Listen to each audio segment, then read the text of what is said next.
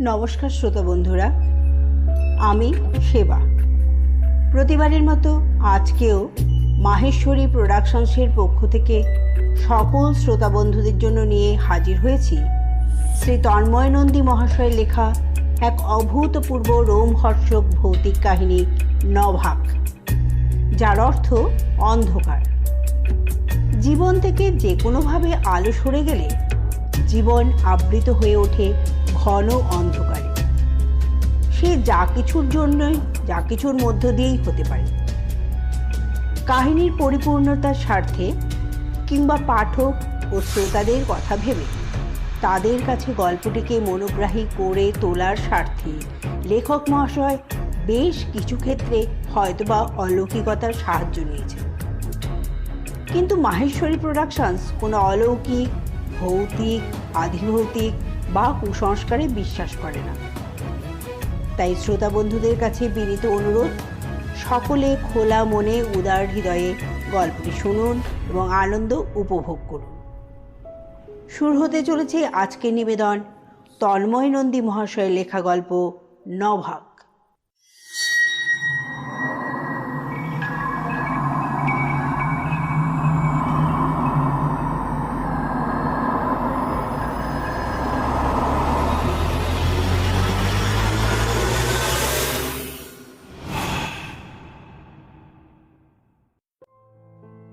आइए मैडम जी, आइए, हम बताएं मैं आपको कैसे सहायता कर सकता हूँ।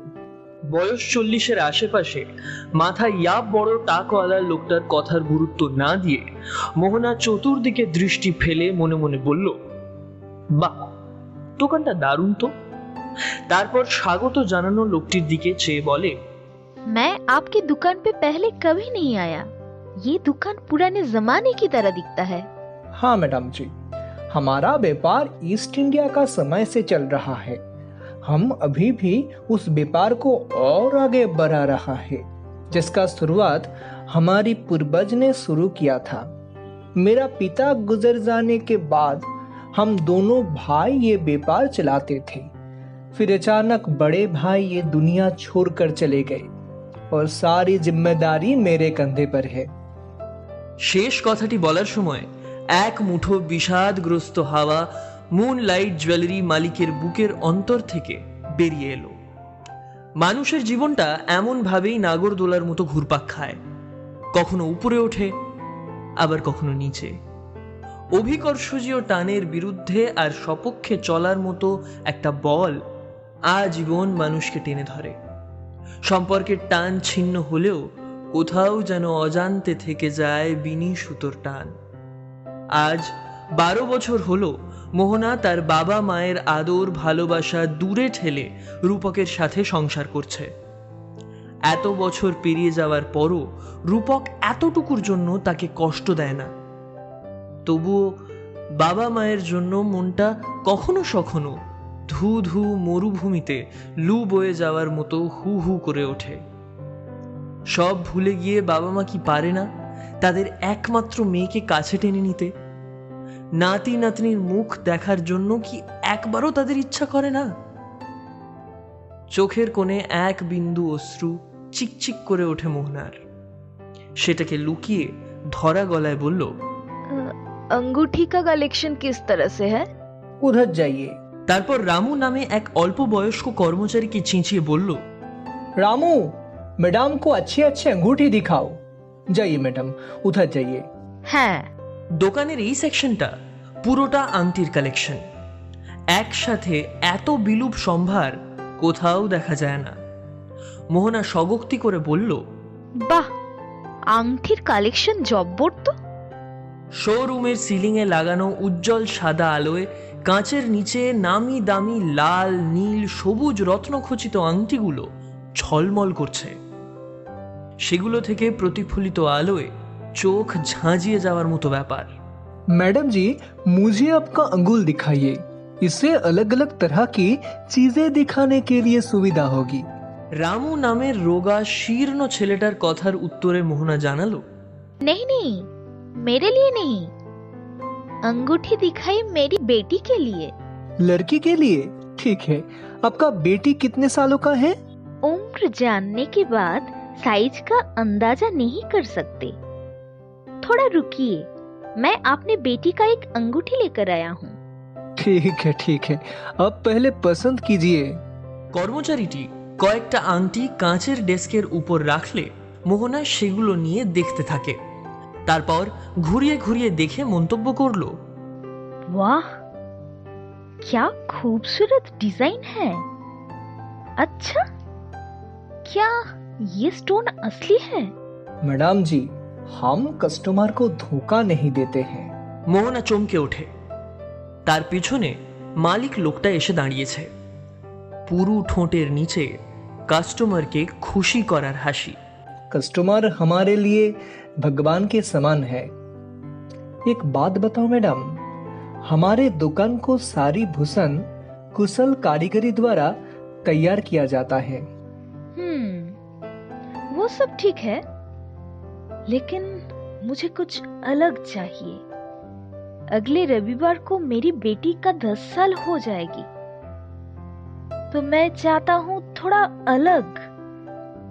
मेरा मतलब है कि कुछ खास देना चाहता हूँ। समझ गया मैडम जी, समझ गया। अपने बच्चे के लिए माँ को प्यार। ए रामू, मैडम को कुछ एंटीक दिखा। क्या आप देखेंगे मुगल बादशाहों राजकुमारियों की अंगूठी? नहीं, राजा राजकुमारी की चीजें नहीं चलेगा, और कुछ। सब कुछ है, थोड़ा सब्र कीजिए, मैं अभी आया। মালিক লোকটা কোথাও চলে গিয়ে বেশ কিছুক্ষণ পর ফিরে এসে মোহনার সামনে কাঁচের একটা বাক্স খুলে বলল, दानिया दादाराव का नाम सुना है आपने? दानिया दादाराव ने 1973 में ए लॉस्ट चाइल्ड नाम का एक फिल्म में अभिनय किया था और उन्होंने उस फिल्म में इस अंगूठी पहनी थी। सिर्फ इतना ही नहीं, उस फिल्म को ऑस्कर भी मिला था। ऐसा क्या? মোহনা অবাক হলো। क्या मैं इसको परख करके देख सकता हूँ? जरूर, बिकने के लिए तो लाया हूँ मैडम जी, हालांकि इस चीज की कीमत थोड़ी ज्यादा है। মোহনা আংটিটা হাতে তুলে নিয়ে চোখের সমান্তরালে ধরে। কি চমৎকার, কি অপূর্ব হাতের কাজ। নির্মাণেও বেশ মুন্সিয়ানার পরিচয় বহন করছে। উজ্জ্বল সোনার রিংয়ের উপর অপূর্ব দক্ষতায় প্রস্ফুটিত গোলাপ ফুল, আর ফুটন্ত গোলাপ ফুলের উপর শিশির বিন্দুর মতো চকচক করছে এক টুকরো হিরে। জন্মদিনে এমন একটা উপহার মায়ের কাছ থেকে পেয়ে নিশ্চয়ই খুব খুশি হবে সোমা। তাছাড়া এতদিনে রূপক যে তাকে বদনাম দিয়ে এসেছে, ও নাকি ঠিকঠাক জিনিস চয়েস করতে পারে না, এটা দেখলে নিশ্চয়ই তারও বদ্ধ ধারণা পাল্টাতে বাধ্য হবে। তার এতদিনের জমানো বদনাম এক লহমায় ধুয়ে মুছে সাফ। आपको ये कहाँ से मिला? মোহনার কথার জবাবে মালিক জানালো, ये गुप्त रहस्य नहीं बताया जा सकता मैडम जी। हम कस्टमर को चीजें बिकते हो, लेकिन ये कैसे कहां से लाए ये बात बताना मना है। आंख बंद करके लीजिए, मैं वादा करता हूँ इससे गुड़िया का दिल खुश हो जाएगा। টাকা পেমেন্ট করে দোকান থেকে বের হতে প্রায় সন্ধে নেমে এলো। ছেলে মেয়ে দুটো একা একা আছে। রূপক রাত 8টার আগে কোনো দিন বাড়ি ফেরে না। একটা ক্যাব বুক করে তাতে উঠে পড়ে মোহনা। ক্যাবের জানলার ফাঁক দিয়ে রাতের সচল বেঙ্গালুরুটাকে দুর্দান্ত লাগছে। জোনাকির মতো হাজার হাজার আলো রাস্তায়। মোহনা ভাবে, অ্যান্টিক আংটির সারপ্রাইজ এখনই সোমাকে দেখানো যাবে না। এমনকি তার হাজবেন্ড রূপককেও আংটির ব্যাপারে এখনই কিছু বলবে না। সবটা সারপ্রাইজ হিসেবে তোলা থাকবে বেডরুমের আলমারিতে। তারপর মেয়ের জন্মদিনের দিন নিজে হাতে মেয়েকে সে পরিয়ে দেবে। আজকে এত এক্সাইটেড লাগছে কেন ওর? প্রত্যেকবারই তো স্পেশাল কিছু না কিছু উপহার দেয় সে সোমাকে। মায়ের মমতা মাখানো উপহার পেয়ে মেয়েও খুশি হয়। সেদিনের পর থেকে নিজেকে আজও ক্ষমা করতে পারেনি মোহনা। সোমার পায়ের অপারেশনের পর মোহনা তাকে আরো আপন করে নিলেও কোথাও যেন বুকের ভেতরটা আজও চিনচিন করে তার। সেবার ছিল সোমার ৬ষ্ঠতম জন্মদিন। আশেপাশের বাড়ির অনেকে, নিজের অফিসের কলিগ, রূপকের সহকর্মী, সোমার স্কুলের বন্ধুবান্ধব সকলেই উপস্থিত ছিল ড্রয়িং রুমের উজ্জ্বল ঝাড়বাতির নিচে। কেক কাটতে তখন কিছু সময় বাকি। দোতলার নিজের ঘর থেকে সোমাকে অপরূপ সাজিয়ে দিচ্ছিল মোহনা। জন্মদিনের ড্রেসে সাজানো হলেই নিচে সবার সামনে নিয়ে গিয়ে কেক কাটা হবে। কসমেটিক সহযোগে সম্পূর্ণরূপে সাজিয়ে মেয়েকে ড্রেসিং টেবিলের সামনে নিয়ে গিয়ে মোহনা জিজ্ঞেস করে, কেমন লাগছে সোমা? ভালো লাগছে? মামাম মামাম তোমার হাতে তো জাদু আছে। আমাদের স্কুলে যেমন সেই ম্যাজিশিয়ানটা এসেছিল না, কত ম্যাজিক দেখাচ্ছিল, তুমিও তেমন একটা ম্যাজিশিয়ান। হ্যাঁ দেখো মামাম, আমাকে পুরো পরীর মতো লাগছে না? হ্যাঁ, তুমি তো আমাদের পড়ি তো। তারপর সোমাকে কাছে টেনে গালে চুমু খেয়ে বলেছিল, চলো এবার নিচে যাওয়া যাক, সবাই তোমার জন্য অপেক্ষা করছে। তার কিছু সময় পরই ঘটল অঘটন। ম্যাজিশিয়ান মা নিমেষে পরিণত হলো টাইনি মাতে। দোতলা থেকে সিঁড়ি বেয়ে নামছিল মা ও সেদিনের বার্থডে গার্ল। হঠাৎ মোহনার অসাবধানতার জন্য তার পা সোমার ফ্রকের ফিতেতে পড়ে, আর ভরবেগের দরুন সোমা সিঁড়ি দিয়ে পিং পং বলের মতো হুড়মুড় করে গড়াতে গড়াতে পড়ে যায়। ডাক্তার বলেছিল সোমা আর কোনো দিন হাঁটতে পারবে না। কথাটা শোনা মাত্রই পাথরের মতো নিথর হয়ে পড়েছিল মোহনা। নিজেকেও কোনো মতেই মানাতে পারছিল না ওর অসাবধানতার জন্য। স্রেফ ওর অসাবধানতার জন্য মেয়েটা সারা জীবন হুইল চেয়ারে করে ঘোরাফেরা করবে। রূপক তাকে খুব করে বুঝিয়েছিল। সে ঘটনার পর থেকে মেয়েকে এক মুহূর্তের জন্য হাতছাড়া না করার জন্য ব্যাংকের কাজটাও ছেড়ে দিল শেষে। শুধুমাত্র সোমার জন্মদিনের আগে একটা বেলা একা একা বের হয় মেয়েকে সারপ্রাইজ দেওয়ার জন্য গিফট কিনতে। मैडम जी, हम पहुंच गए, कृपया आप उतरिए। ओह है, कितना हुआ? मैं पेटीएम कर रहा हूँ। ক্যাব থেকে নেমে স্ক্যান অ্যান্ড পে করার জন্য ব্যাগ থেকে মোবাইল বের করতে গিয়ে তড়ক করে লাফিয়ে ওঠে মোহনা। একি, ব্যাগের মধ্যে কিসে হাত পড়ল ওর? মনে হলো যেন জ্বলন্ত আগুনের গোলার উপর হাত পড়েছে তার। ব্যাগের ভিতরটা এত গরম। মোহনা ব্যাগের ভিতর থেকে মোবাইল বের করতে গিয়েও পারছে না। হঠাৎ ব্যাগের ভেতরটা এতটা গরম হলো কিভাবে? क्या हुआ मैडम जी? थोड़ा जल्दी कीजिए, मुझे एक और सवारी के लिए जाना पड़ेगा। ठीक है, दे रहा हूँ। देखिए ना, बैग के अंदर बहुत गर्मी है। ऐसा लगता है कि मोबाइल का बैटरी खराब हो गया है और उसके कारण इतनी बुरी स्थिति है। अब मुझे देखने दीजिए। ব্যাগটা ড্রাইভারের দিকে এগিয়ে দিলে ড্রাইভার এক টুকরো কাপড়ে ধরে মোবাইলটা ব্যাগ থেকে বের করে আনে। জ্বলন্ত কয়লার মতো গরম।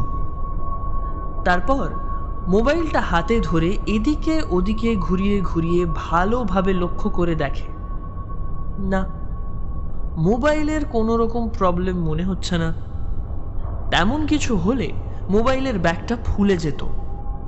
ড্রাইভার বলল, मैडम जी, लगता है कि आपकी मोबाइल में कोई प्रॉब्लम नहीं है। क्या अंदर और कोई चीज है जिसके लिए ये हालात हो रहा है? মোবাইল ঠিক আছে, অন্য কোনো জিনিসের জন্য এমন হচ্ছে। আংটি ছাড়া অন্য কিছু তো ব্যাগের মধ্যে নেই। তাহলে মোহনা ভাবল, চোর ছেঁচড়দের যুগে দামি আংটির কথা বলা যাবে না। যদি ড্রাইভার ব্যাগটা নিয়ে উধাও হয়ে যায়।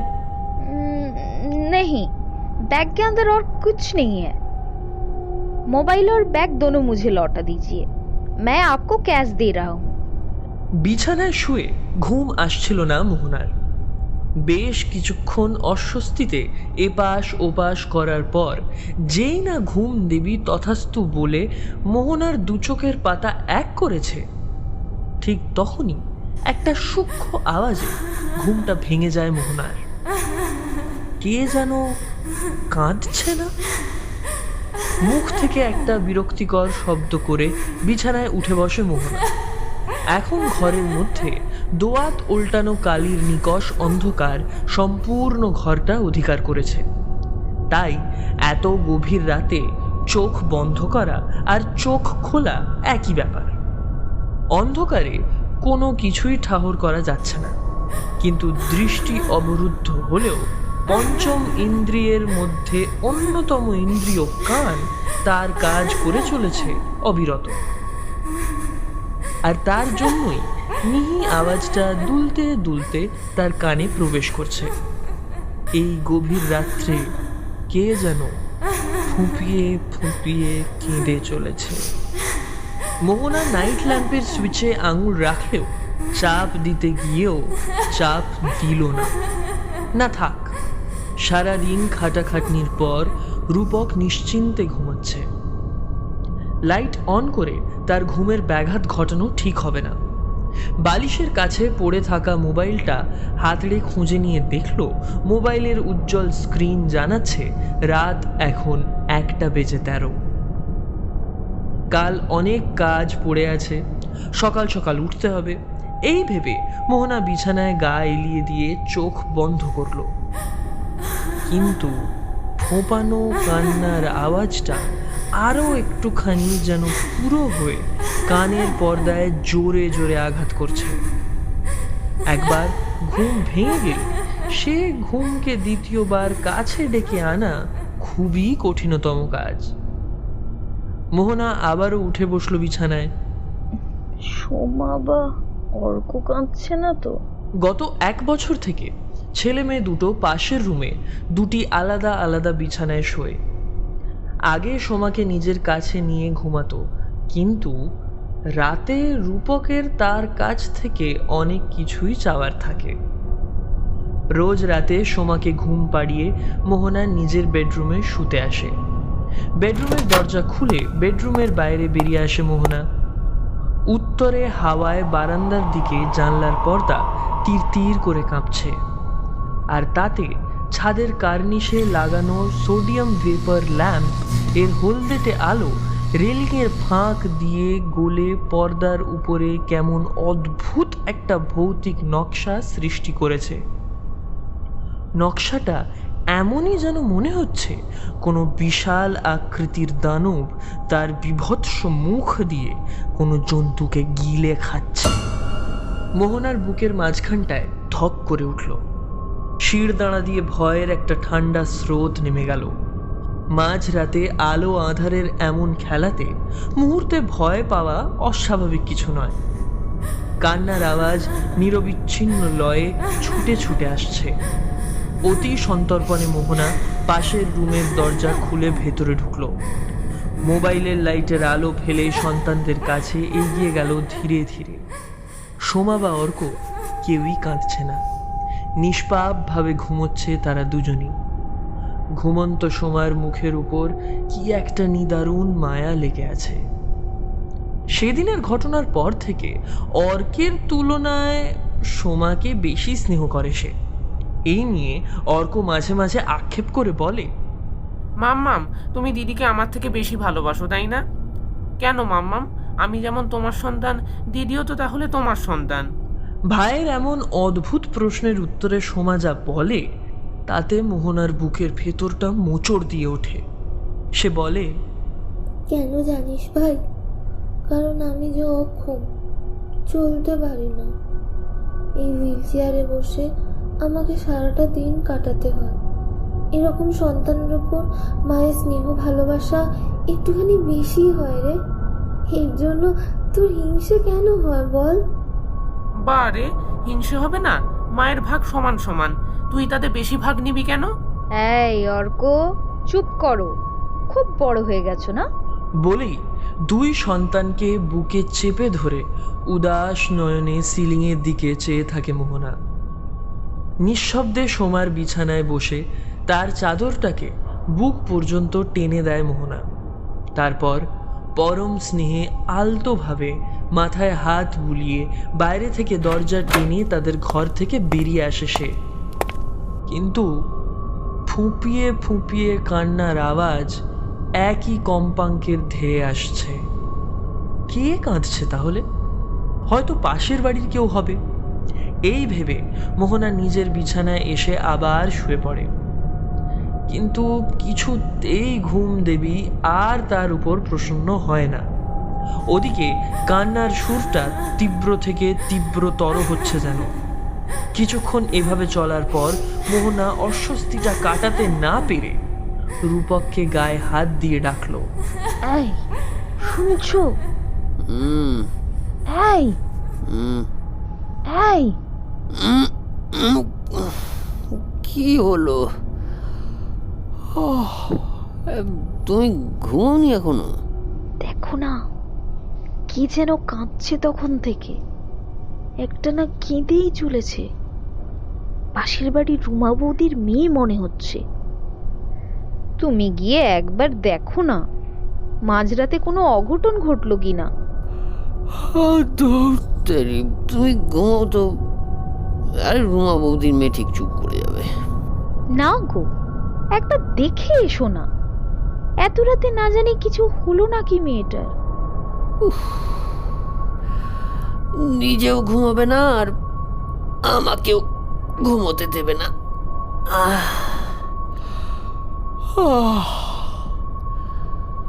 লাইট জ্বালাও। রূপকের কথা মতো মোহনা নাইট ল্যাম্প চালায়, আর তার সঙ্গে সঙ্গে অদ্ভুত ঘটনা ঘটে। আলো জ্বলতেই কান্নার আওয়াজ উধাও। রূপক মোহনার দিকে পাশ ফিরে বলে, কোথায় কান্নার আওয়াজ? আমি তো কিছুই শুনতে পাচ্ছি না। সত্যিই অবাক কাণ্ড। লাইট অন করার সাথে সাথে ম্যাজিকের মতো আওয়াজ মিলিয়ে গেল। মনে হচ্ছে আশেপাশে যেন কোনো শব্দ নেই, কোনো আওয়াজ নেই। এই বিশ্ব চরাচরে কোথাও কিচ্ছুটি নেই। চারিদিক নিস্তব্ধ। সে বধির স্তব্ধতা ছাড়িয়ে রূপক বলল, ঘুমিয়ে পড়ো, কাল একটু তাড়াতাড়ি অফিস যেতে হবে। আর জ্বালিও না। রূপক বিছানায় শোয়ার সাথে সাথে ঘুমিয়ে পড়ে। কুম্ভকর্ণের ঘুম। মানুষটাকেও দোষ দেওয়া যায় না। সকাল 9টা থেকে রাত 8টা পর্যন্ত অফিস। লম্বা একটা হাই তুলে মোহনাও লাইট অফ করে শুয়ে পড়ল।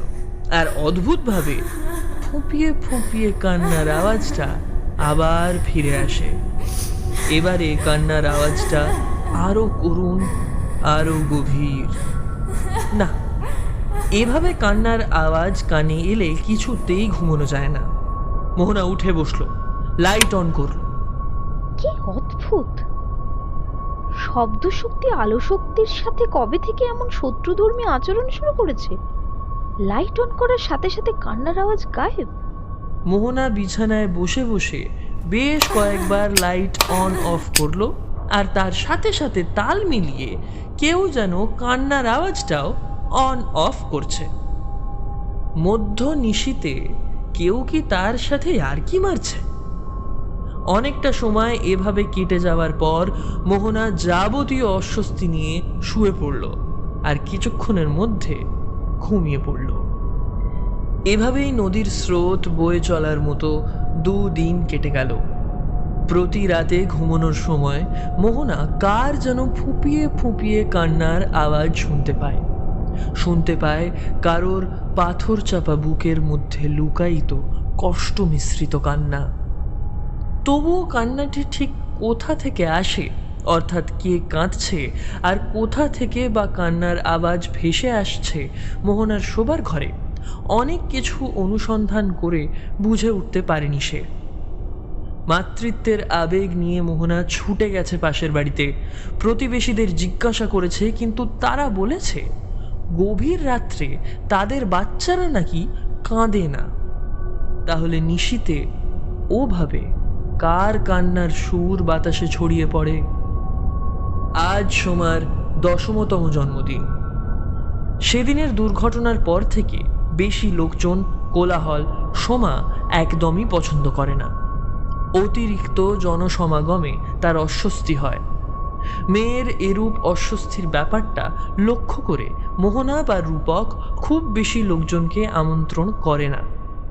আমন্ত্রিত অতিথিদের মধ্যে তারাই থাকে যারা সোমার প্রতি সহানুভূতিশীল অথবা সোমা যাদের দেখলে কোনো রকম অস্বস্তি অনুভব করে না।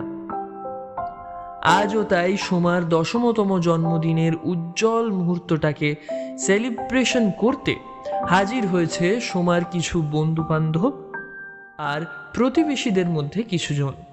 Happy birthday to you, happy birthday to you, happy birthday dear Soma, happy birthday to you.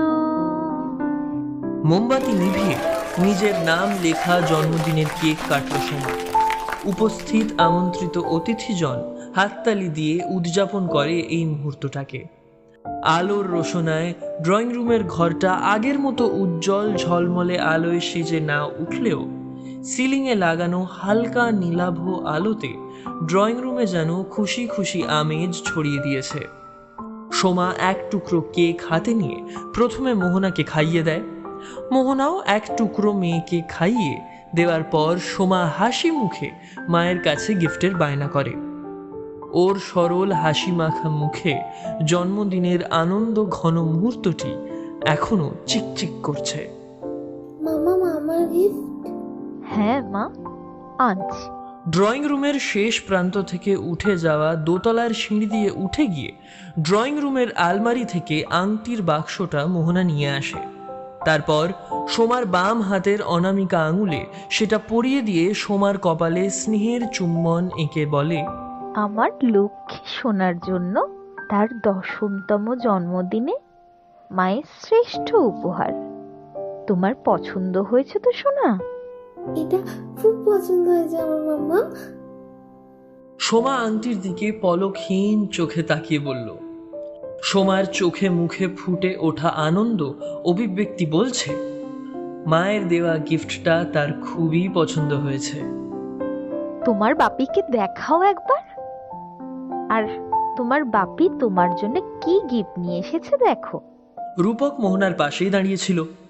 সোমাকে কাছে টেনে নিয়ে একটা প্লাস্টিকের খেলনা উপহার দিয়ে সোমার বাম হাতটা ধরে দেখল। বাহ, দারুণ সুন্দর তো। সোমা, তোর মায়ের চয়েস আছে বলতে হবে। হ্যাঁ হ্যাঁ বাপি, খুব সুন্দর না বলো? কয়েকজন এগিয়ে এসে সোমার আংটিটা এক ঝলক দেখল। ডায়মন্ড রিং, নিপুণ দক্ষতায় অপূর্ব কারুকার্য। নিশ্চয়ই কোনো দক্ষ কারিগর পরম যত্ন নিয়ে বানিয়েছেন।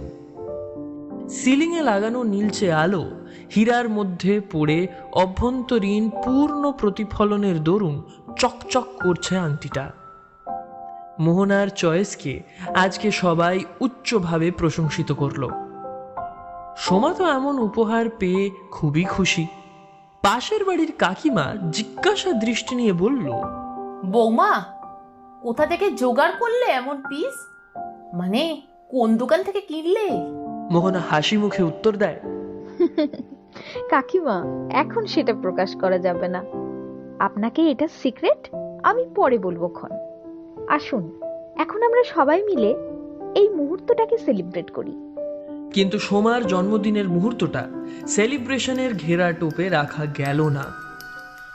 মুহূর্তে বার্থডে গার্ল প্রচন্ড চিৎকারে ফেটে পড়ল। অসহ্য যন্ত্রণায় তার বাম হাতের অনামিকা আঙুলটি পুড়ে যাচ্ছে। অসহ্য যন্ত্রণায় মেয়েটা দুমড়ে মুচড়ে কুঁকড়ে যাচ্ছে। মনে হচ্ছে কেউ যেন তার বাম হাতের অনামিকা আঙুলে সদ্য গরম করা টকটকে লাল লোহার শিক দেগে দিয়েছে। যন্ত্রণায় ডানা কাটা বিহঙ্গের মতো মেয়েটা কাতরাচ্ছে আর অঝরে কাঁদছে।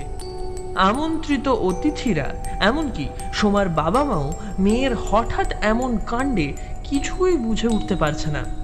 সোমা কেবল অসহ্য যন্ত্রণায় বাম হাত ঝাঁকাচ্ছে। তবে কি কোনো বিষাক্ত পোকা তাকে কামড়েছে? মোহনা সোমার বাম হাত ধরে জিজ্ঞাসা করলো, কি হয়েছে তোমার মা?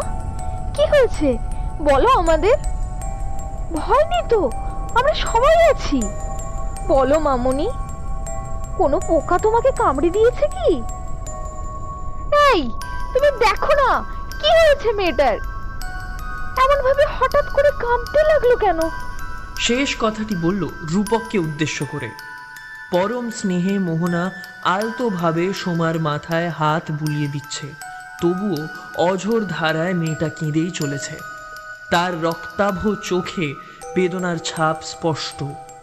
রূপকও তার পিতৃত্বের আদর নিয়ে সোমাকে জিজ্ঞেস করে, সোমা, সোমা, এই সোমা, কি হয়েছে তোর? কাঁদছিস কেন? কোনো অসুবিধা হলে বল আমাদের, বল। সোমা যন্ত্রণায় চিৎকার করতে করতে কাটা কাটা গলায় বলল, আমার হাতটা পুড়ে যাচ্ছে বাপি, পুড়ে যাচ্ছে আমার হাতটা, খুব জ্বালা করছে। জ্বালা করছে? পুড়ে গেছে? এই বৌমা, ওকে নিশ্চয়ই কোনো বিষাক্ত পোকা কামড় দিয়েছে। ওকে এক্ষুনি ডাক্তারের কাছে নিয়ে চলো। কাকিমার কথা সম্পূর্ণভাবে মেনে নেয় মোহনা। হ্যাঁ তাই হবে। হ্যাঁ গো, আর দেরি করে ঠিক হবে না, তাড়াতাড়ি ডাক্তারের কাছে চলো। তড়িঘড়ি সোমাকে ডাক্তারের কাছে নিয়ে যাওয়া হলো। প্রাথমিক চিকিৎসার পর ডাক্তার জানালো, আপনার মেয়েকে বিষাক্ত কোনো কিছুতে বাইট করেনি। ইনফ্যাক্ট আমার দেখে যা মনে হচ্ছে ওকে কোনো কিছুতেই বাইট করেনি। সোমা এখন অনেকটাই সুস্থ, তার হাতের যন্ত্রণা কমে গেছে। জন্মদিনে মায়ের উপহার দেওয়া আংটিটা খুলে ফেলা হয়েছে। সোমা এখন তার বাবার কোলে বসে আছে।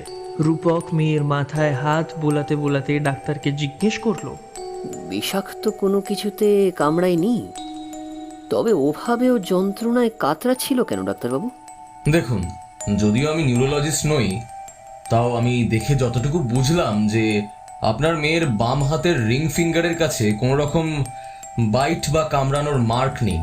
আর ইউজুয়ালি যখন এরকম পোকামাকড় জাতীয় কিছু কামড়ায় তখন একটা সূক্ষ্ম হলেও বাইটের সাইন কিন্তু থেকে যায়।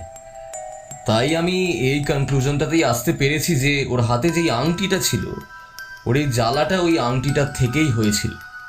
আংটির জন্য জ্বালা? ব্যাপারটা বুঝলাম না ডাক্তারবাবু। আংটি তো আমরা কম বেশি সবাই পরি, তাহলে? দেখুন, ডাক্তারি বিদ্যায় আমার যতটুকু জ্ঞান তার ভিত্তিতেই বললাম। বিশেষ অ্যানালিসিস না করে সম্পূর্ণভাবে কিছু বলা যাবে না। আমি একটা আন্দাজ করলাম জাস্ট। কারুর কারুর শরীরে বিশেষ কিছু মেটাল সহ্য করতে পারে না। আমাদের যে নার্ভ আছে সেগুলো আবার বেশ কিছু মেটাল স্পর্শ করার সঙ্গে সঙ্গেই বিরক্ত হয়ে ওঠে, ইরিটেশন হয় তাদের। আর তার ফলস্বরূপ শরীরের অস্বস্তি হয়, জ্বালা ধরে। আমি এটুকুই বলতে পারি। ডাক্তারবাবু কয়েকটা ওষুধ প্রেসক্রাইব করে প্রেসক্রিপশনটা এগিয়ে দিল মোহনার দিকে। মোহনা সেটা নিতে গিয়েও একটা ভাবনা চট করে মাথায় আসতে হাত গুটিয়ে নিল। তবে কি জুয়েলারির দোকান থেকে বাড়ি ফিরে আসার পথে ওর ব্যাগটা গরম হয়ে উঠেছিল ওই আংটির জন্য? আর ও ভেবেছিল আংটি নয়, ফোনটা গরম হয়ে গেছিল। আচ্ছা ডাক্তারবাবু, আংটি কি এমনি ব্যাগের মধ্যে পড়ে থাকলেও গরম হতে পারে? প্রেসক্রিপশনটা হাতে নিয়ে ব্যাগের মধ্যে ভরে। এই কথা তো আমি আর বলতে পারবো না। ঠিক আছে, বেশ, আপনারা এখন আসুন।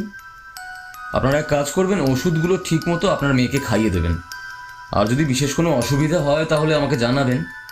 যদিও আমার মনে হয় না যে আর কোনো রকম অসুবিধা হবে, এটাই আমি আশা করছি। রূপক ও মোহনা দুজনেই ডাক্তারবাবুকে ধন্যবাদ জ্ঞাপন করে চেম্বার থেকে বেরিয়ে এলো। এর পরের কয়েকটা দিন নির্বিঘ্নেই কাটল, কিন্তু তা ছিল মোমবাতি নিভে যাওয়ার আগে দপ করে জ্বলে ওঠার মতো। আংটির কথা বেমালুম ভুলে গেল মোহনা।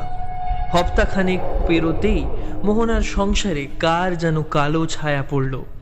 মোহনার অক্ষম মেয়েটা দিন দিন শুকিয়ে যেতে লাগলো। খাওয়া দাওয়া করে না একদমই, সব কিছুতেই যেন অরুচি ভাব। সোমার মোমের মতো সাদা চঞ্চল মুখ ফুটে উঠল চরম বেদনায়। ফোলা ফোলা গাল ভিতরে ঢুকে গিয়ে কিশমিশির মতো চুপসে যেতে শুরু করলো।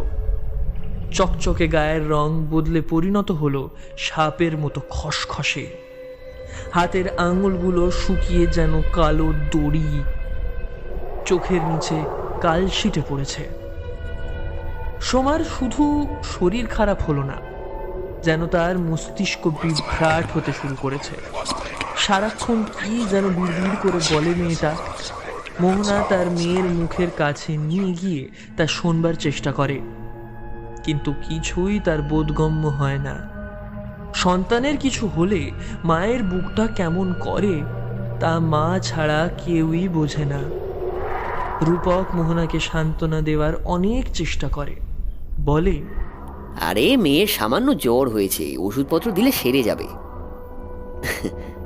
আসলে সারাদিন বাড়ির মধ্যে থাকে তো, এই বয়সের ছেলেমেয়েরা খেলে বেড়ায়, হই হুল্লোড় করে, সেটাও এখন করছে না, তাই মানসিকভাবে ভেঙে পড়েছে, যার প্রভাব ওর শরীরের ওপর পড়েছে। অযথা চিন্তা না করে তুমি বরং ওকে পজিটিভ রাখার চেষ্টা করো, বুঝলে?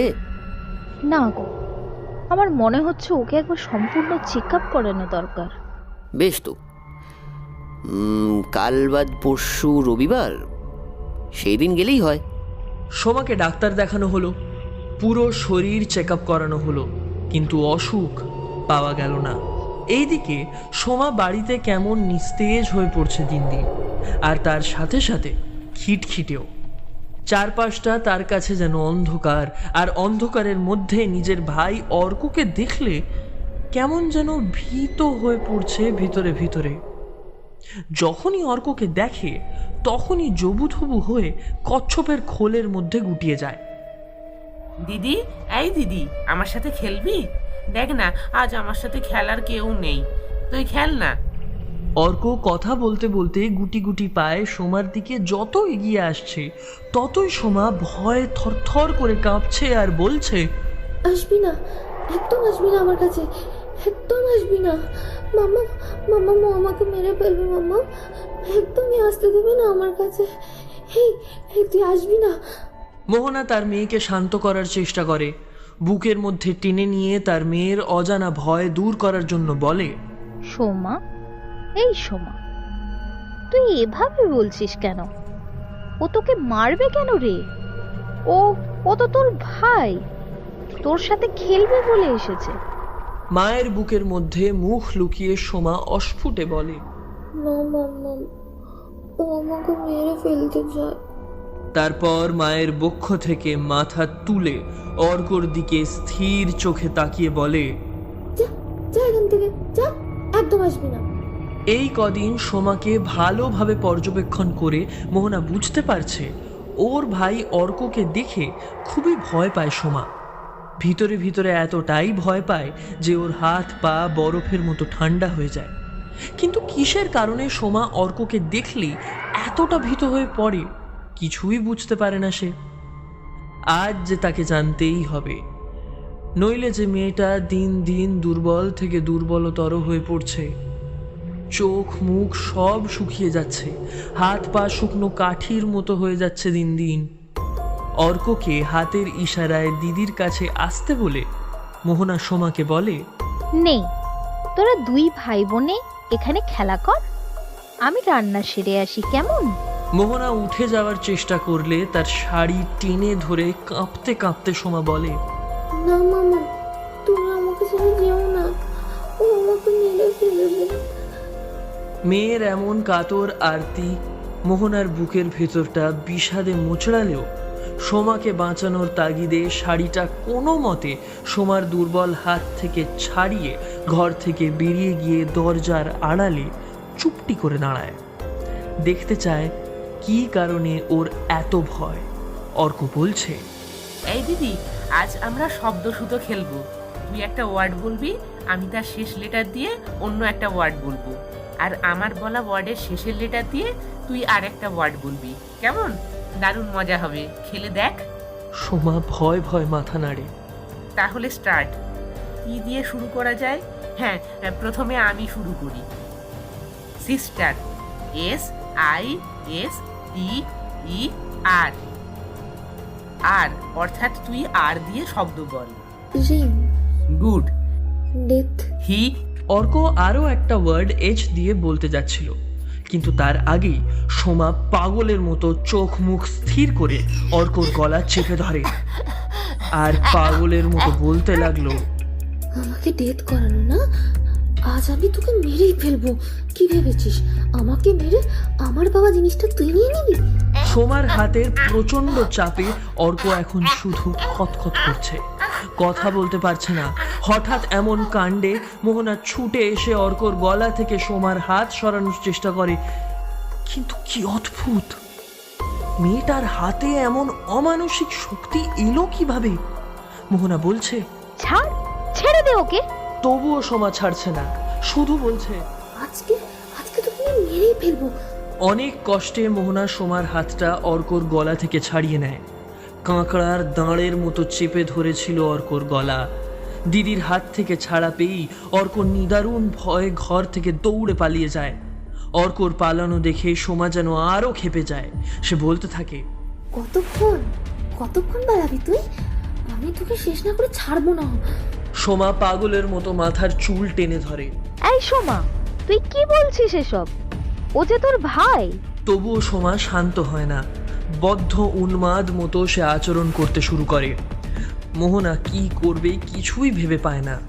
টেবিল থেকে কাঁপা কাঁপা হাতে ফোন তুলে নিয়ে রূপককে ধরালো।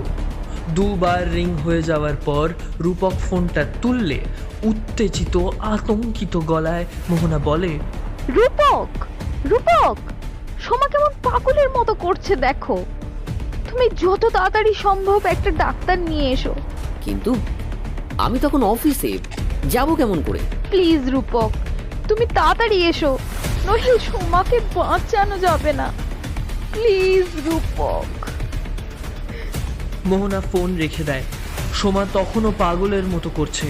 সোমা ভাঙা ভাঙা লয় বলে চলেছে, তোমরা কিন্তু কেউ আসবে না, কেউ আসবে না আমার কাছে। আমি জানি তোমরা আমায় সবাই মেরে ফেলতে চাও। অক্ষম সন্তানকে তোমরা মেরে ফেলে শান্তি চাও, তাই না? কি বলছে এসব সোমা? একজন মায়ের কাছে সন্তান কখনোই বোঝা হয়ে দাঁড়ায় না। সে অন্ধ, বোবা, কালা যাই হয়ে যাক না কেন, সন্তান সন্তানই। মোহনার বুকের ভেতরটা ডুকরে কেঁদে ওঠে। আজ তার জন্যই হয়তো সোমা এমন করছে। মোহনা বলল, আমরা মেরে ফেলবো মানে? কি কি সব বলছিস তুই? আমি তোর মাম্মাম। দাঁড়া, তোর বাবা ডাক্তার ডেকে নিয়ে আসছে, তুই ঠিক হয়ে যাবি। একটু চুপ কর মা। আমার আংটিটা কোথায়? আংটি? বিদ্যুৎ চমকের মতো কথাগুলো একের পর এক মাথার মধ্যে যেতে যেতে মোহনার গাটা ভয় শিরশির করে উঠল। হ্যাঁ হ্যাঁ, ওই আংটির জন্যই মোহনার বাড়িতে একের পর এক অঘটন ঘটে চলেছে। ওর ব্যাগটা গরম হয়ে উঠেছিল, জন্মদিনে সোমার হাত পুড়ে যাচ্ছিল। কি আছে আংটিটাতে? তাছাড়া সোমা এই মুহূর্তে আংটি নিয়ে কি করবে? ও তো জানে ওটার জন্য ওর হাত পুড়ে যাচ্ছিল। অজানা আশঙ্কায় মোহনা কাঁপা কাঁপা হাতে আবার ফোন তুলে নিল। তুমি এখন কোথায়? এই তো ডাক্তারবাবু চেম্বারের কাছে চলে এসেছি। আমি ডাক্তারকে সঙ্গে নিয়ে আসছি, তুমি ওকে সামলাও। তার আর দরকার পড়বে না। কেন, সোমা ঠিক হয়ে গেছে? না না, তুমি বরং ডাক্তারের চেম্বারের উল্টো দিকে যে কালী মন্দির আছে, সেই মন্দিরের পূজারীকে সঙ্গে নিয়ে এসো। শুনেছি উনি নাকি অনেক তন্ত্র মন্ত্র জানেন। পূজারি? ডাক্তার ছেড়ে পূজারি তান্ত্রিক? কেন? এই আমার মনে হয় সোমা নয়, তুমিই পাগল হয়ে গেছো। রূপক, এত কথা বলার সময় নয় এখন। তুমি তাড়াতাড়ি ওনাকে নিয়ে এসো প্লিজ। মেয়েটাকে আমাদের বাঁচাতেই হবে। তুমি ঠিকই ধরেছ মা, এই আংটি সাধারণ আংটি নয়, একত্রিত আত্মা লুকিয়ে আছে এর মধ্যে। আংটিটা নিজের সামনে লম্বভাবে ধরে পূজারী গোপাল চ্যাটার্জি এই কথা বলল। পূজারীর কথায় অবাক হয় রূপক। একটা ছোট্ট আংটির মধ্যে আত্মা লুকিয়ে আছে, তাও আবার অতৃপ্ত। কৌতূহল চাপতে না পেরে সোফাতে ঝুঁকে রূপক জিজ্ঞেস করলো, ঠাকুরমশাই, এটা এটা কিভাবে হতে পারে? হতে পারে না, এটাই হয়েছে। রূপকের সোফার উল্টো দিকে বসে থাকা পূজারী বলল, এখন তোমাদের বাড়িতে সদস্য সংখ্যা 4 নয় 5। তোমাদের মেয়ের পাশে সর্বদা একটা ছায়াময় শরীর ঘুরে বেড়াচ্ছে। আবার কখনো কখনো তোমাদের মেয়ের ভিতরে প্রবেশ করছে, যার জন্যই তোমাদের মেয়ের শারীরিক অবস্থার অবনতি হচ্ছে। ঠাকুর মশাইয়ের কথায় চিন্তিত হয়ে পড়ে মোহনা। সে সোমাকে কোলে নিয়ে পরম স্নেহে মাথায় হাত বুলিয়ে দিচ্ছে। ঠাকুর মশাই এসে সোমার মাথায় কালী মায়ের পুজোর ফুল ঠেকাতে এখন অনেকটা স্বাভাবিক দেখাচ্ছে তাকে। যদিও পূজারী বলেছেন এর প্রভাব খুব বেশি সময় থাকবে না। মোহনা জিজ্ঞেস করে, পরিত্রাণের উপায় বাতলে দেন বাবা, মেয়েটাকে আমাদের বাঁচাতে হবে। হ্যাঁ ঠাকুরমশাই, সোমা দিন দিন অসুস্থ হয়ে পড়ছে। এইভাবে চলতে থাকলে মেয়েটা... রূপকের গলার স্বর রুদ্ধ হয়ে আসে।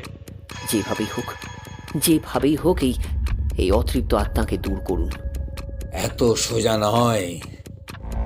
ওই আত্মা কি চায় বা আত্মার দেহধারী ব্যক্তির মানে, যদিও এখানে ব্যক্তি না বলে ছোট মেয়ে বলা ভালো, কারণ আমি বুঝেছি ওই আত্মা কোনো বালিকার ছিল, কিন্তু তার নাম কি ছিল, কোথায় বাস ছিল, এসব কিছুই আমি জানতে পারিনি। তাছাড়া তোমরা এই আংটি পেলে কোথায়? এইভাবে কেউ বিপদ বাড়িতে নিয়ে আসে?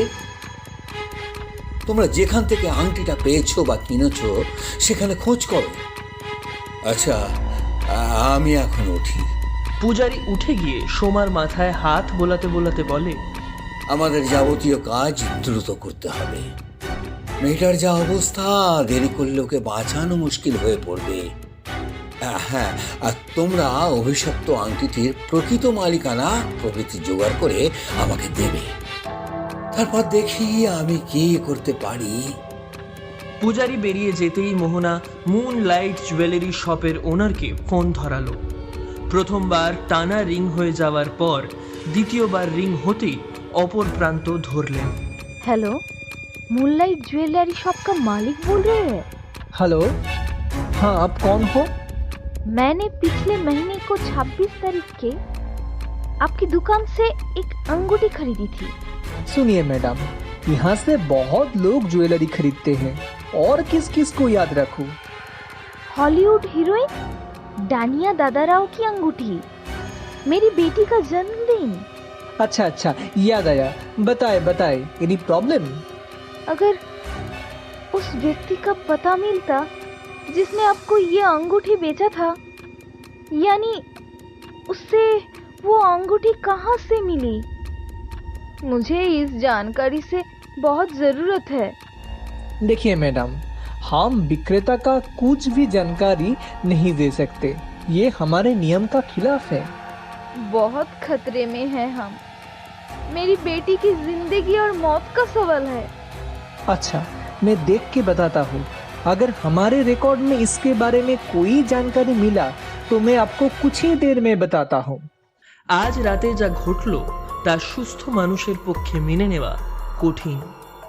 আমাদের চেনা জগতের নিয়ম কানুনের বাইরেও অলৌকিক একটা জগৎ আছে, বিশ্বাস করতে না চাইলেও এটাই সত্য।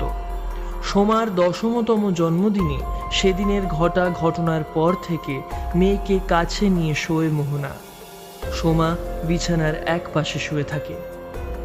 রাত তখন প্রায় 2টো। মোহনা আর রূপক ঘুমোচ্ছিল।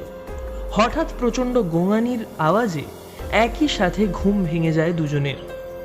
এত রাত্রে এমনভাবে গোঙাচ্ছে কে? মোহনা লাইট অন করলো, আর যা দেখলো তাতে ঘটনাটা মা হয়ে মেনে নেওয়া সহজ ছিল না। সোমা বিছানায় কাটা পাঁঠার মতো ছটফট করছে, আঙুলগুলো শুকিয়ে কালো দড়ির মতো হয়ে গেছে, কালশিটে পড়েছে 2 হাত জুড়ে।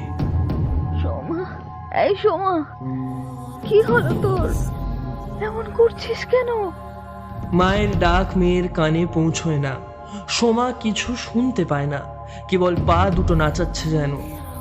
অজানা আতঙ্কে মোহনার বুকের ভেতরটা জল হয়ে আসে।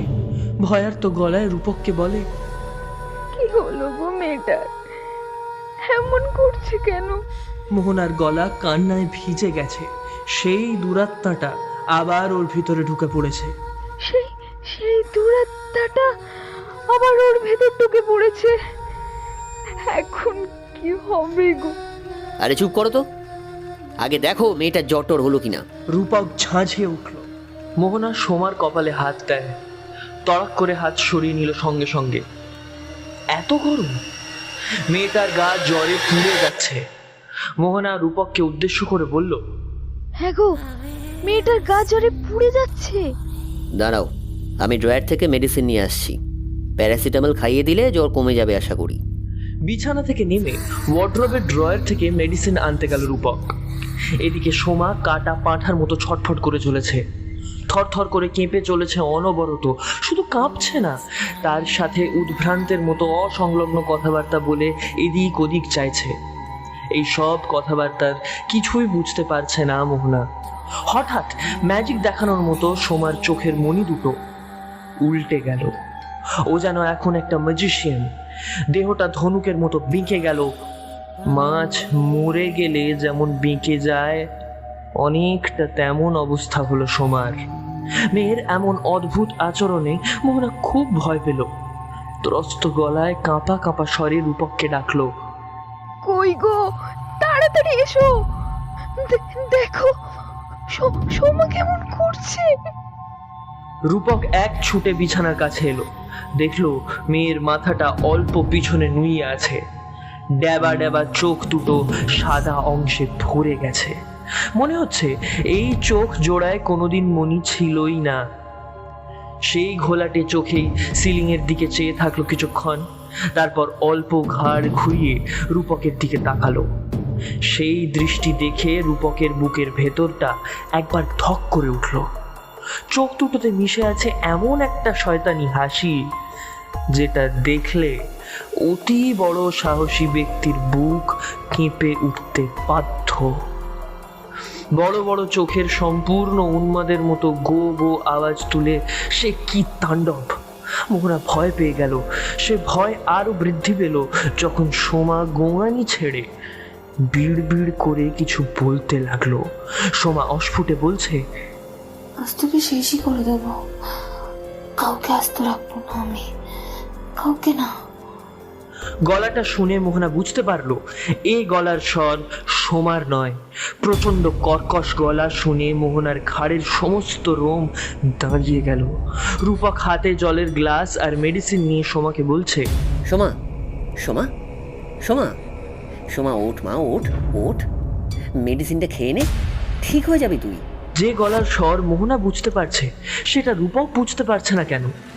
সোমা এখন আর তার অধিকারে নেই। তাকে কেউ সম্পূর্ণভাবে অধিকার করে রেখেছে। বিড়বিড় আর ছটফটানি থামিয়ে সোমা একটু কাত হয়ে বিছানায় বসলো। তারপর বিছানা থেকে নেমে রূপকের হাতের গ্লাস ছুঁড়ে ফেলে মেঝেতে দাঁড়ালো। অবাক কাণ্ড! সিঁড়ি থেকে পড়ে অ্যাক্সিডেন্ট ঘটার পর যে মেয়েটা কোনো অবলম্বন ছাড়া কোনো দিন দাঁড়াতে পারে না, সেই মেয়ে আজ দাঁড়িয়েছে। শুধু দাঁড়িয়েছেই না, হাঁটছে। মেয়ের হাঁটা দেখে মোহনার বুকের ভেতরটা আনন্দে নেচে উঠল। রূপককে উদ্দেশ্য করে বলল, দেখো দেখো, সোমা হাঁটছে। কিন্তু মোহনা ভুলে গিয়েছিল এখন যে তাদের সামনে দাঁড়িয়ে সে তাদের মেয়ে নয়, অন্য কেউ। তাদের সবাইকে মেরে ফেলবে, সবাইকে। বলতে বলতে সোমা রূপকের দিকে এগোচ্ছে। রূপকও তত পিছোচ্ছে। পিছোতে পিছোতে একটা সময় রূপক দেওয়ালে বাধা পেল, আর পালাতে পারলো না। রূপক হাত দিয়ে সোমার হাত ধরে ফেললো, কিন্তু প্রচন্ড ঝাঁকানি দিয়ে হাত ছাড়িয়ে সোমা চেপে ধরলো রূপকের গলা।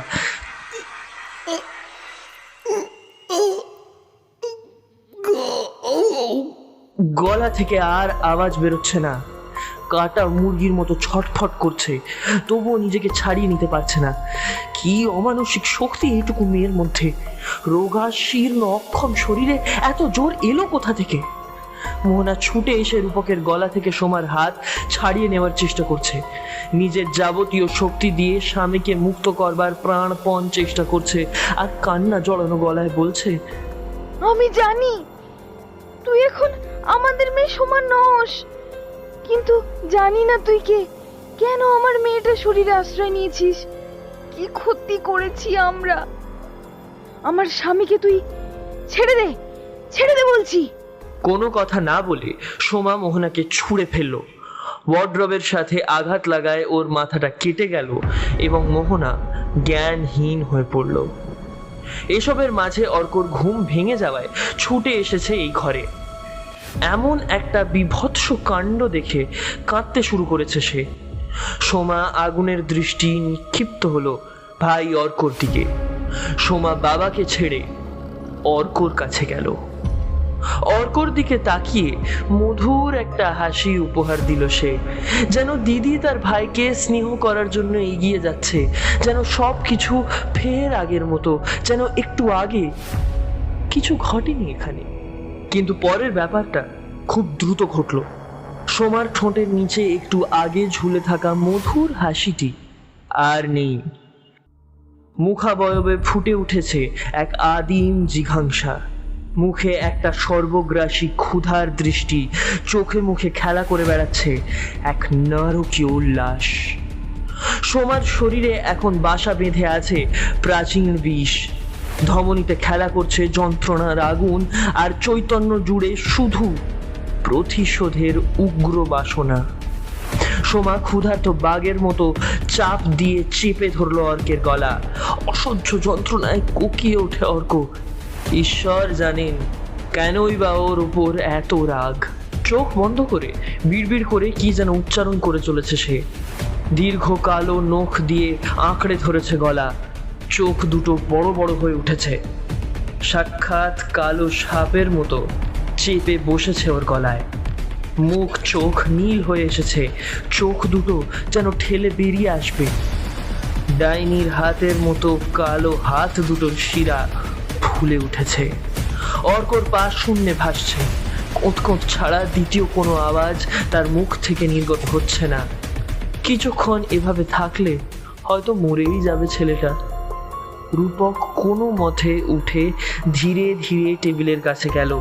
কাঁপা কাঁপা হাতে ড্রয়ার থেকে বের করে আনলো পূজারীর দেওয়া ফুল। তারপর প্রচণ্ড ক্ষিপ্রতায় সোমার কাছে ছুটে গিয়ে মাথায় ছুঁয়ে দিল। সোমার গোঙানি কমে আসতে লাগলো, শিথিল হয়ে এলো তার হাত। অর্ক দিদির হাতের চাপ থেকে মুক্ত হলো ঠিকই, কিন্তু ছুটে মায়ের কাছে গিয়েও কাঁদতে লাগলো। ও জানে না যে ওর মা এখন অজ্ঞান হয়ে আছে। ক্রমশ কাহিল হয়ে পড়েছে সোমা, ক্রমশ কালো হয়ে পড়েছে চামড়ার রং। শেষ সময় উপস্থিত হলে মানুষ যেমন লম্বা লম্বা শ্বাস নেয়, সেই রকমই শ্বাস নিচ্ছে মেয়েটা। মাটিতে লুটিয়ে পড়ার আগে রূপক দেখল সে যেটা লোভাতুর দৃষ্টি ভেবেছিল সেটা আসলে অন্য দৃষ্টি। নিষ্ঠুরতা নেই, বড় একটা জলজলে আবেগ ফুটে উঠেছে সেই চোখে। বুভক্ষ স্নেহাতুর হৃদয়ের দৃষ্টি। দম শেষ হয়ে যাওয়া কলের পুতুলের মতো ঠাস করে নিসার হয়ে পড়ে গেল মেয়েটা। একবারে নেতিয়ে পড়ল। রূপক শীর্ণ শরীরটাকে বিছানায় শুইয়ে দিয়ে গভীর শ্বাস ছাড়ল। সকাল হতেই মোহনারা বেরিয়ে পড়ল জামুডিহি গ্রামের উদ্দেশ্যে। বেঙ্গালুরু মেন শহর থেকে গাড়িতে মোটামুটি ঘন্টা দুয়েকের পথ, এমনটাই দেখা গেছে গুগল ম্যাপে। উন্নত প্রযুক্তি ও বিজ্ঞানের যুগে কোনো জায়গার অবস্থান বোঝা এখন খুব একটা শক্ত কাজ নয়, বরং সহজ বলা চলে। হাতের মুঠোর মধ্যে থাকা যন্ত্রটা আঙুলের স্পর্শে সব কিছু বলে দেয় মুহূর্তে। আধুনিকতার সঙ্গে সঙ্গে এইসব কাজগুলো সহজ হলেও অলৌকিক ভৌতিক কাহিনীর ব্যাখ্যা বিজ্ঞান এখনো দিতে পারেনি। বিজ্ঞান এখনো দিতে পারেনি মানুষের মনের অন্ধকারতম দিকটির খোঁজ। গত রাত্রে মুনলাইট জুয়েলারি শপের মালিক মোহনার মোবাইলে টেক্সট করে সেই ব্যক্তির নাম ধাম দিয়েছেন যিনি তাদেরকে আংটিটা বিক্রি করেছিলেন। গত রাত্রের ঘটনাটা রূপকরা সারা জীবনের মতো ভুলতে চায়। বিশ্বাসই করতে চায় না যে গত রাত্রে এমন একটা সাংঘাতিক ঘটনা ঘটেছিল, কিন্তু নিজেদের চোখের সামনে ঘটে যাওয়া তাণ্ডব দৃশ্য কিছুতেই যে অস্বীকার করা যায় না। রূপক যদি ঠিক সময় মায়ের পূজার ফুল সোমার মাথায় না স্পর্শ করত, তবে আজ হয়তো অন্য কিছু হতো। পিশাচের মতো ভঙ্গিতে সোমা তার হাতের সাহায্যে অর্কর গলা চেপে দিয়ে প্রায় মেরে ফেলেছিল। মোহনাকে পালক ছুঁড়ে ফেলার মতো টান মেরে ছুঁড়ে ফেলেছিল, আর ওয়ার্ড্রবের সাথে ধাক্কায় অজ্ঞান হয়ে পড়েছিল সে। মায়ের ফুলের স্পর্শে সোমা ধীরে ধীরে অচৈতন্য হতে শুরু করেছিল। রূপক নিস্তেজ সোমাকে বিছানায় শুইয়ে দেওয়ার পর চোখে মুখে জলের ছিটে দিয়ে মোহনার জ্ঞান ফিরিয়েছিল। মোহনারা যখন জামুডিহি গ্রামে প্রবেশ করলো, তখন সূর্য মধ্য গগনে বিরাজমান। নদীর তীরবর্তী অঞ্চলে অবস্থিত এই গ্রামটা ছোট। গ্রামে ঢোকার মুখে একটি ঘুমটি দোকানে সুরভি শর্মা নামে খোঁজ করতে ঘুমটি দোকানদার পাশের 1 বছর 10 ছেলেকে ডেকে বলল, হ্যাঁ হ্যাঁ হ্যাঁ ছোড়া শোন, শহর থেকে বাবুরা এসেছেন, সুরভি বুড়ির বাড়িখানা একবার দেখিয়ে দিয়ে আয় দেখি যা। মোহনা বুঝতে পারলো যার কাছে এসেছেন তিনি একজন বয়স্কা ব্যক্তি। গাড়িটাকে রাস্তার সাইডে রেখে ছেলেটির পিছু পিছু সুরভির বাড়ির উদ্দেশ্যে চলল মোহনারা। বৃদ্ধা তার বাড়ির উঠোনে বসে মাছ খুঁড়ছিল। মোহনাদের দেখে প্রায় অবাকই হয়েছিল, যা তার চোখে মুখে ফুটে উঠেছে। ঘর চিনিয়ে দেওয়া ছেলেটা বুড়িমাকে উদ্দেশ্য করে বলল, বুড়িমা এরা শহর থেকে এসেছেন, আপনার সঙ্গে দেখা করতে চান। বলে ছেলেটা চলে গেল। প্রায় 70 বছরের থুরথুরে একটা বুড়ি, মাথায় সাদা চুলের পরিমাণ অনেকটাই কমে গেছে। কুঁচকে যাওয়া মুখের চামড়া ভেতরের দিকে ঢুকে গেছে। বয়সের ভারে নুব্জ হলেও এখনো বেশ কর্মঠ আছেন। মোহনা ভাবল, এই সেই মহিলা যার জন্য তাদের সংসারে ঘোর অমাবস্যা এসেছে, যার জন্য তার মেয়ের শরীরের মধ্যে অন্য কেউ প্রবেশ করেছে। বুড়িমা হাত ধুয়ে তাদেরকে ফাইবারের চেয়ারে বসতে দিল, তারপর জড়ানো কণ্ঠে বলল, আপনারা আমার কাছে কেন এসেছেন বুঝতে পারলাম না। মোহনা ভনিতা না করে ব্যাগ থেকে আংটিটা বের করে বৃদ্ধার চোখের সামনে ধরল। আংটিটা দেখেই চমকে উঠল বৃদ্ধা। অর্থাৎ বৃদ্ধার চোখ বয়সের ভারেও এখনো ততটা খারাপ হয়ে যায়নি। মোহনার হাত থেকে আংটিটা নিয়ে ভাঙা ভাঙা গলায় জিজ্ঞেস করলো, এই আংটিটা আপনারা কোথায় পেলেন? আপনি যেখানে বিক্রি করেছেন সেখান থেকে। মোহনা উত্তর দিল, কিন্তু এই আংটিটা জানি, আর জানি বলেই তো এত দূর থেকে আপনার কাছে এসেছি। রূপক সোমাকে নিয়ে আসেনি, পূজারীর কাছে রেখে এসেছে। মোবাইলের গ্যালারি খুলে সোমার একটা ছবি বের করে বুড়ির দিকে এগিয়ে বলল, এই আমার মেয়ে সোমা, চলাফেরা করতে পারে না। এই আংটির জন্যই আজও অতৃপ্ত আত্মার সঙ্গে লড়াই করছে অনবরত। ঠাকুরমশাই বলেছেন, এই আংটির রহস্য উন্মোচন না হলে তিনি কিচ্ছু করতে পারবেন না। তাই যদি দয়া করে আপনি আমাদের আংটির ব্যাপারে কিছু বলেন। খুব বিপদে পড়ে আমরা আপনার কাছে এসেছি। রূপক প্রায় হাত জোড় করে বৃদ্ধার কাছে। জানতাম এমন কিছু একটা হবে, বারবার হবে। ওর আত্মা যে এখনো প্রতিশোধ খোঁজে।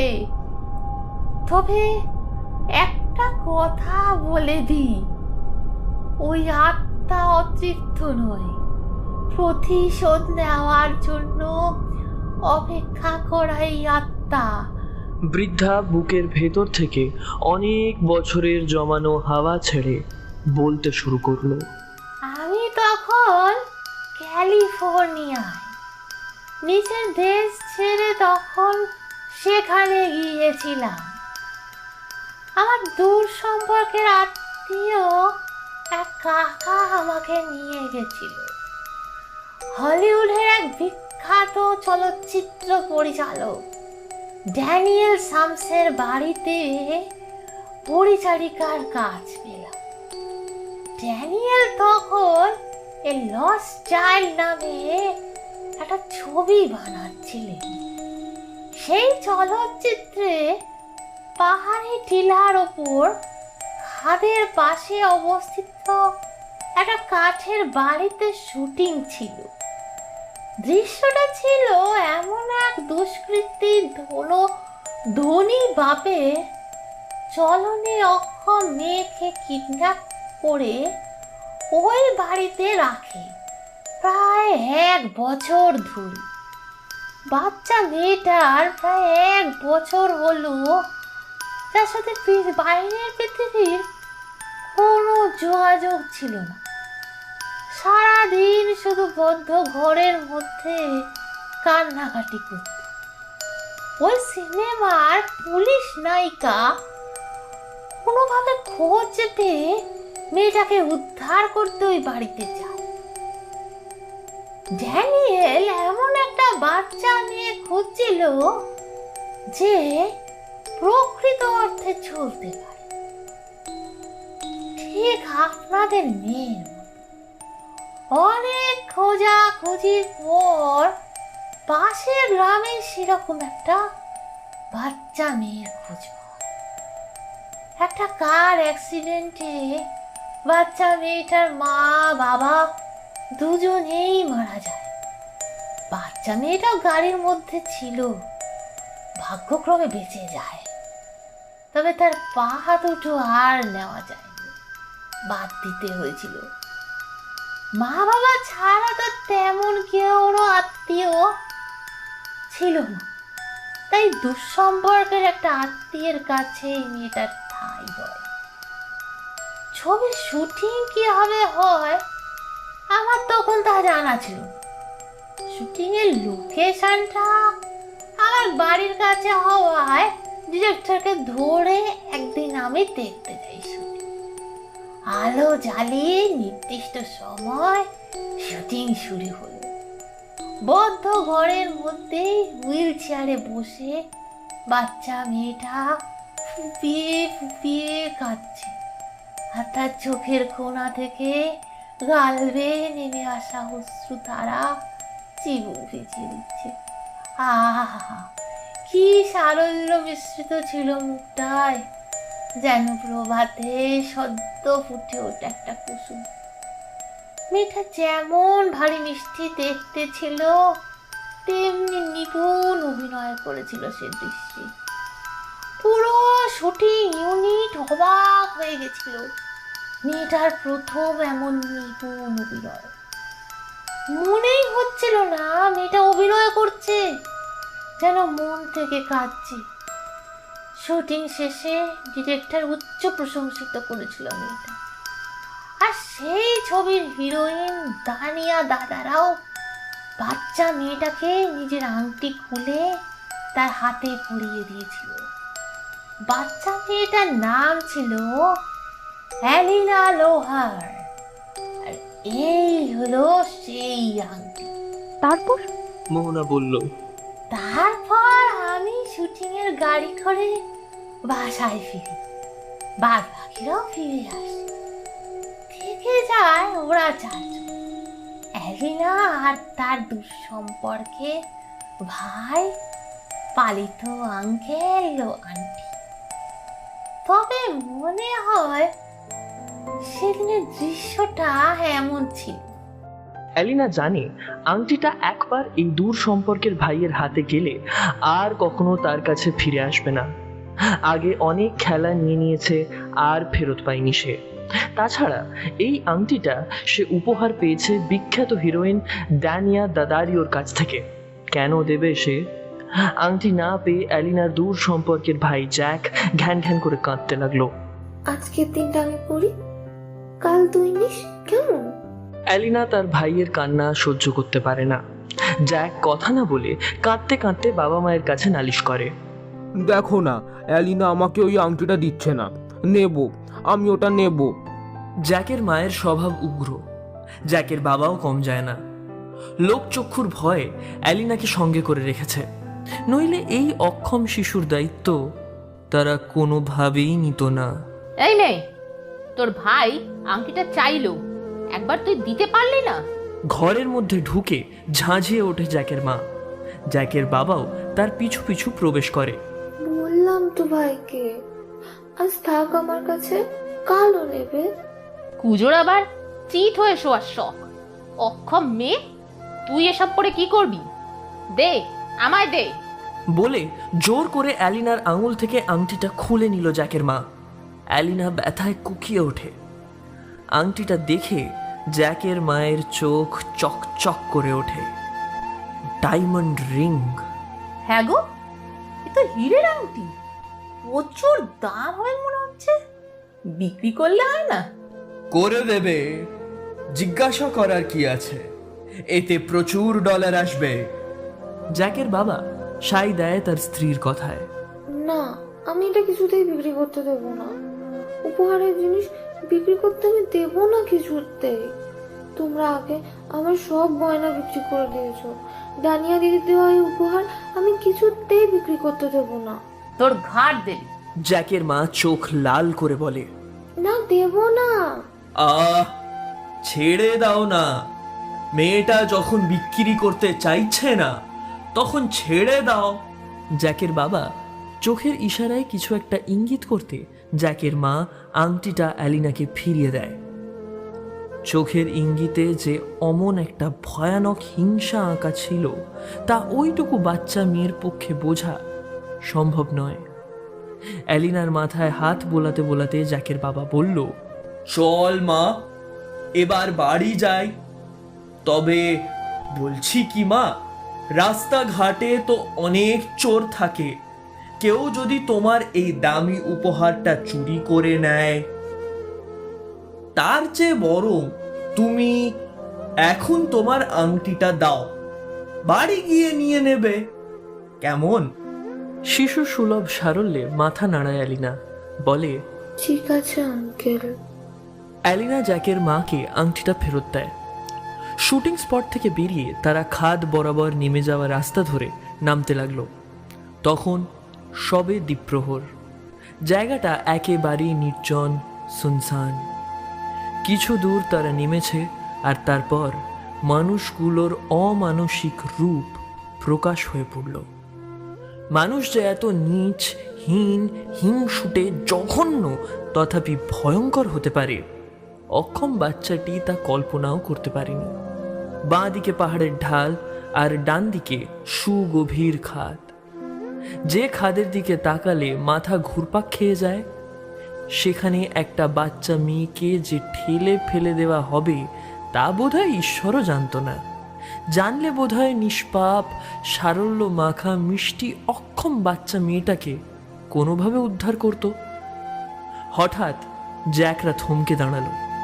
চারিপাশটা একবার দেখে নিয়ে উচ্চস্বরে হাসিতে ফেটে পড়ল জ্যাকের মা। সেই হাসিতে কম্পাঙ্ক যুক্ত করে অনুনাদ সৃষ্টি করল জ্যাকের বাবা। আর সেই ভয়ঙ্কর দুজনের হাসি পাহাড়ের ঢালে প্রতিফলিত হতে হতে এক প্রচণ্ড অনুরণন সৃষ্টি করল। ছোট অ্যালিনা এই হাসির মানে জানে না এখনই কি ঘটতে চলেছে। হাসি থামিয়ে জ্যাকের মা জ্যাকের বাবার দিকে তাকিয়ে বলল, আপত্তা হলে বিদায় করি, কি বলো? শুভস্য শীঘ্রম মেরি জান। টান মেরে অ্যালিনাকে ছুঁড়ে ফেলে দিল খাদের মধ্যে। একটা মেয়ের মৃত্যুনাদ ছাড়া দ্বিতীয় কোনো আওয়াজ শোনা গেল না। বৃদ্ধার কথা শেষ হলে মোহনা কাটা কাটা ভাবে বলে, এ তো সাংঘাতিক কাণ্ড। মানুষ এত নীচ হতে পারে? তারপর আপনার কাছে আংটিটা এলো কিভাবে? শুনেছিলাম এরপর অ্যালিনার আত্মা প্রতিশোধ স্পৃহায় জ্যাক ও জ্যাকের মা বাবা সবাইকে মেরে ফেলেছিল।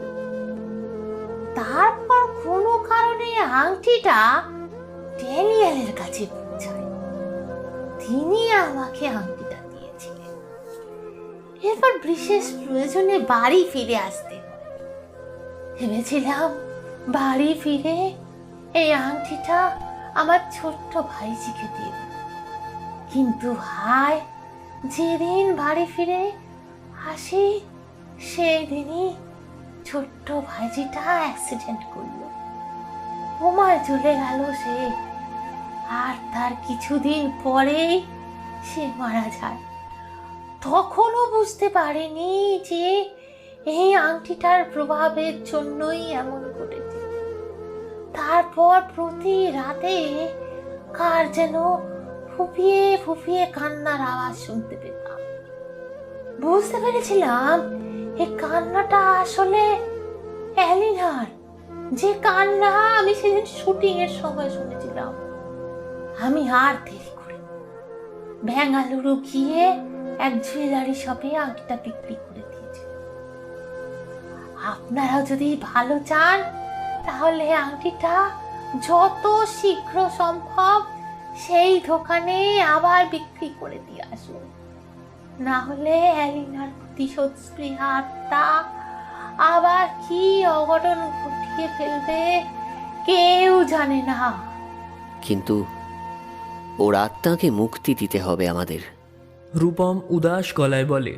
হা হা করে হেসে উঠল বুড়িমা, বলল, মুক্তি দেওয়ার আমি আপনি কে? সে তো স্বয়ং ঈশ্বরের কাজ। আপনারা বরং যাওয়ার পথে আংটিটা দোকানে ফেরত দিয়ে দিন, এতে আপনাদের মঙ্গল হবে। এরপর কেটে গেছে বেশ কয়েকটা মাস। সোমা এখন আর কোনো অস্বাভাবিক আচরণ করে না, ভাইয়ের সাথে হেসে খেলাধুলা করে। এদিকে ধানতেরাস উপলক্ষে জুয়েলারি দোকানে দোকানে বিশেষ অফার চলছে। মুনলাইট জুয়েলারি শপে একজন বছর 30-এর মহিলা দোকানের মালিককে বলছে, मेरी बेटी का जन्मदिन आने वाले महीने की 15 तारीख को है, इसलिए मैं उसे एक स्पेशल अंगूठी देना चाहती हूँ। क्या आपके पास खास कुछ है? हमारे संग्रह में दानिया ददराव नाम की एक हॉलीवुड अभिनेत्री की अंगूठी है, अगर आप चाहते हैं तो। श्योर, आप दिखाएं।